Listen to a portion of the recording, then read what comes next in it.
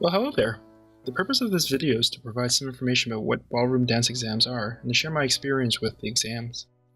I'm a member of an organization called the Canadian Dance Sport Federation, which is Canada's national dance association for professionals. Part of their mission is to provide training and certification for instruction. For each dance style, such as standard and Latin, there are 4 levels of certification: student teacher, associate, licentiate, and fellow. In 2012, I completed the first level of examination for the standard dances, and just this month I completed the second level of associate. The organization provides education and assessment for the Latin and ballroom dances, but in this video I'll only focus on the ballroom dances. So what does the exam entail? We prepare for the exam by studying with a coach and reading the textbooks for the dances. Within the textbooks are the 5 dances. For standards, that's waltz, quick-step, foxtrot, tango, and Viennese waltz. And within each dance, the figures are sorted according to the levels of student teacher, associate, licentiate, and fellow. The associate level exam is an oral examination administered by one of the 8 examiners in Canada. The exam duration is at least 1 3/4 of an hour. For the associate level exam, the exam is divided into the following components. I have to show up to the professional exam dressed to dance the lead and follow parts to music.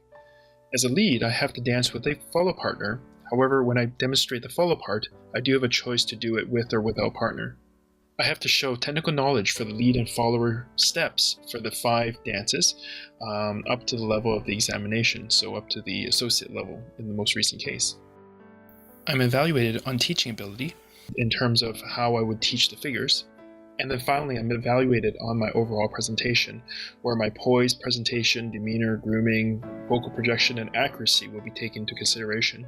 So for the associate level exam, I'm responsible for the student teacher and associate level content, which is about 60 figures for the standard dances.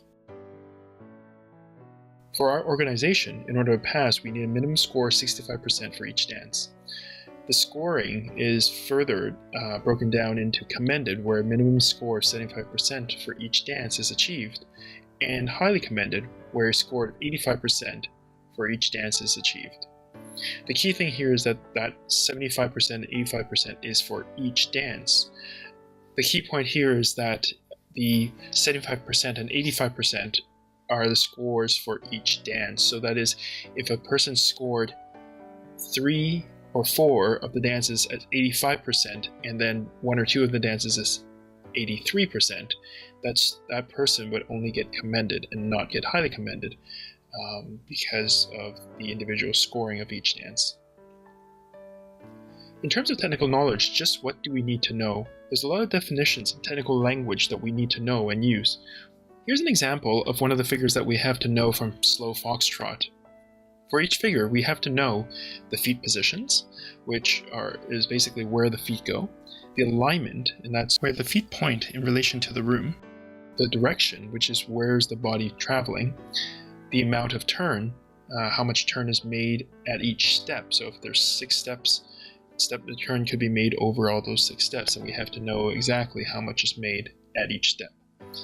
The rise and fall, and that is how much elevation there is in the body. The footwork, so that is what part of the foot are we using? Are we using the toe, the heel, the inside edge of the toe, or inside edge of the whole foot, or do we use the whole foot? So there's multiple options there. And then the sway, which is an inclination of the body towards the moving foot. So do we sway to the left? Do we sway to the right? Do we not sway at all? And then we also have to look at the timing of the rhythm. So is this step a full beat count or half a beat count? CBM, which is how much contra-body movement do we have? And then finally, what can we use to precede a figure and follow a figure? So in other words, if we have this natural weave, what steps do we have to go into the natural weave, and then what steps can we follow the natural weave with? So I personally find these exams difficult for 3 major reasons. The first is the precision of the English language. For example, does the body rise on a beat, or does it rise at the end of the beat? Because they have very different meanings. So the second reason why I find these exams difficult is that I've been dancing some of these figures long enough that my body has evolve, let's say, some of these figures so that they work for my body or work for my partnerships. And that may not necessarily mean that they are the correct way of dancing the figures. but they seem to work for me. So when I go to study, I now have to fine-tune some of those steps so that they are back to what's the accepted interpretation of the figure. That is, I have to get rid of some of those old bad habits. And thirdly, the exam is an oral exam, and I find oral exams nerve-wracking because I have to think on the spot and provide a confident answer. We have to answer the questions in a very specific format, so unlike what I'm used to in the sciences, there is no room for freedom in how an answer is given as long as the content is correct. So despite the challenges of these exams, I will continue working up the levels of certification because I feel that it is important to continue challenging myself and to ensure that what I'm sharing with my students is correct. While I hope I've given you some insight into what it takes to be a nationally certified ballroom dance instructor, I hope to see you on the dance floor.